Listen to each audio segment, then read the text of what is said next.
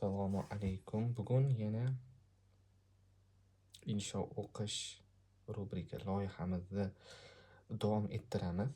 Bugungi inshoni nomi javoblarni endi nima qilamiz? Aziz Rahimov parallel muhit yopiq Telegram kanallaridan o'zlarini ruxsatlari bilan o'qib beraman. Bu insho ikkita qismga yoki 3ta qismga bo'linadi, chunki juda ham uzun. Bundan keyingi insholar ham menimcha shunaqa bo'lsa kerak.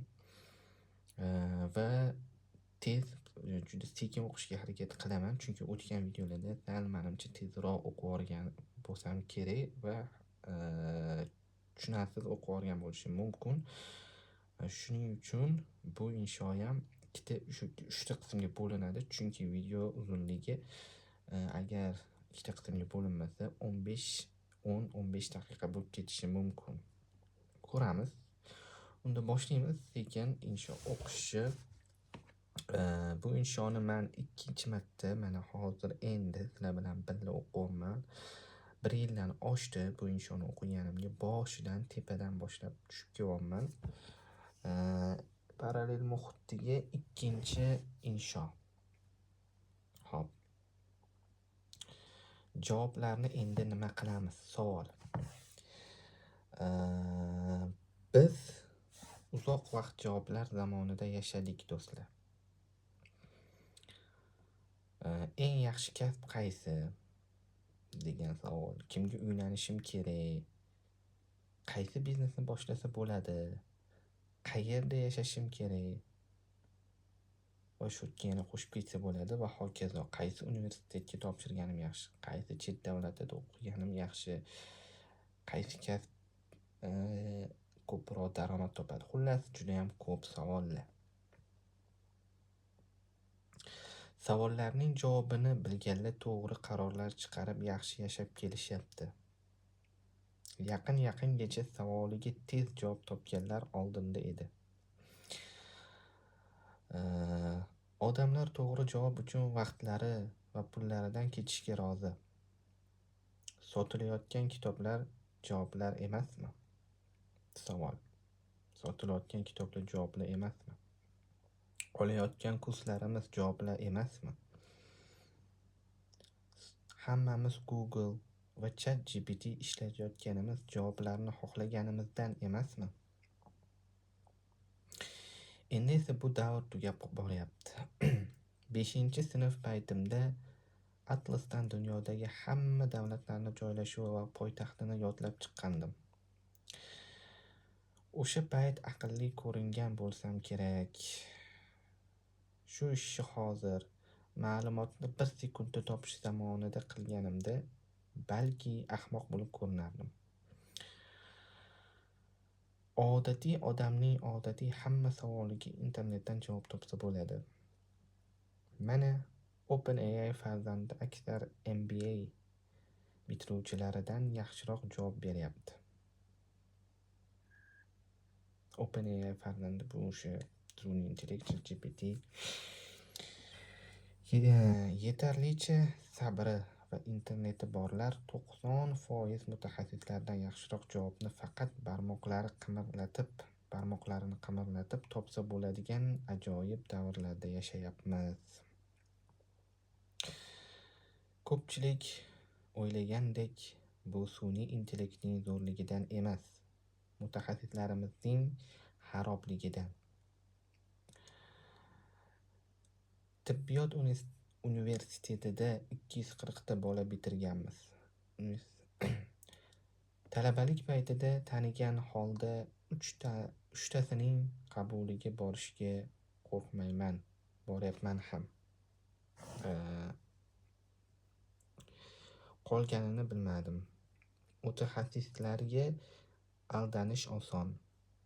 Bitta noto'g'ri tashxis sababdan 10 yil yashagan buvimga 2 oy berishgandi. Boshqasi sabab tinchgina oila buzilishiga sal qolgandi. Kaplan to'xtamay aytib keladi. Brian Kaplan. Hatto eng zo'r universitetlarda ham ko'pchilik talabalar nomiga o'qishadi.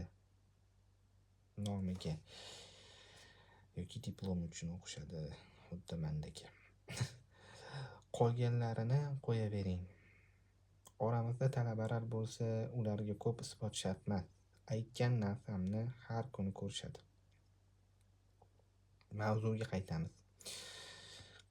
Qiziquvchanlikni ishlatib 90% mutaxassislar berishi mumkin bo'lgan javobdan yaxshiroq javobni tekinga topsa bo'ladi.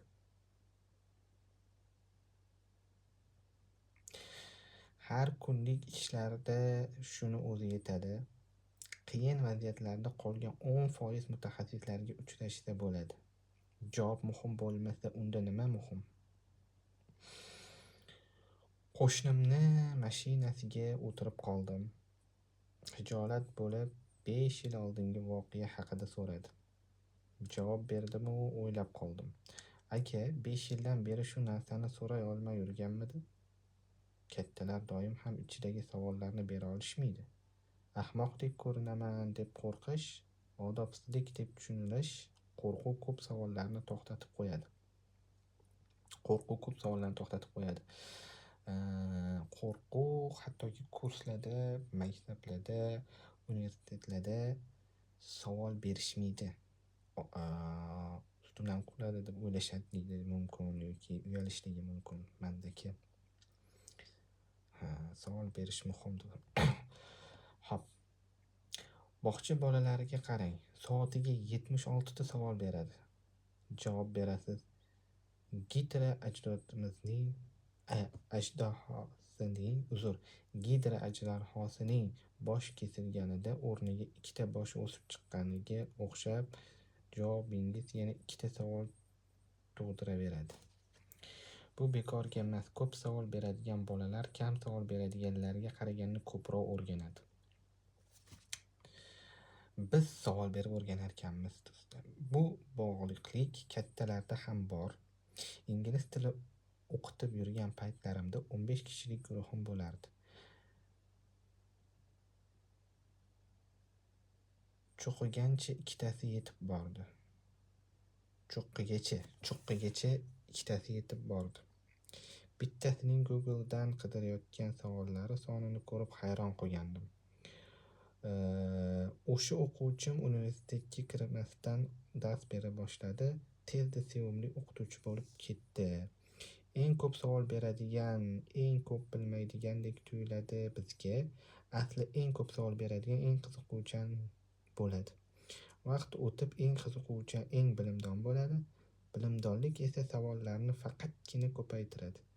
Rumiy aytganlaridek, savol ham ilmdan, javob ham ilmdan. Yaqinda bir bola bilan video suhbat qildim. Shundan keyin intervyu berish xohishimning 10 tadan 9 tasi yo'q bo'lib ketdi. Yodlab olingan savollar, javobiga qiziqmaslik, gapni bo'lish, o'zi uchun emas, auditoriya uchun so'rash intervyu oluvchi qilishi mumkin bo'lgan hamma xatoni qildi.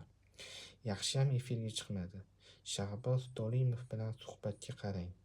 YouTube'da bor bu suhbat, do'stlar, qidirsanglar bo'ladi. Shahboz aka Dolimov va Aziz aka Rahimov podkastlari taxminan 2 yil bo'lib qolyapti chiqqaniga. Yana ko'rasizlar, bitta o'zi podkast bor ular bilan. Xo'p, yaxshi savollar tayyorlab keldi. Chiroyli suhbat bo'ldi. Bunday javob bera olaman deb o'zim ham o'ylamagandim. Juda foydali podkast bo'lgan, ko'rishni tavsiya qilaman. Misollardan tushungan bo'lsangiz kerak, bu yog'iga savollarning muhimligi ortib boradi. Yana bitta podkast tavsiya qilib ketaman. Shu o'rinda yaqinda yana 2 oy bo'ldimi, 1 oy bo'ldimi? Yana podkast chiqdi Aziz Rahimov bilan. Humoyun Sobirov olishdi. U ham zo'r podkast bo'ldi. Savollar juda ham o'rinli va shu insholardan kelib chiqib ayrim savollar berilgan. Javoblar ham juda foydali va amaliy bo'lgan.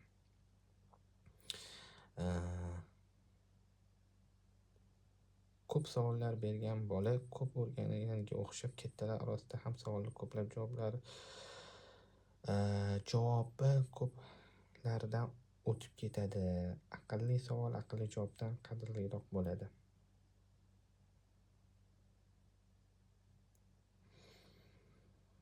Xo'p do'stlar, menimcha inshoni yarmiga keldik. Shu yerda to'xtatamiz. Ertaga ikkinchi qismi chiqadi inshoni. Bu insho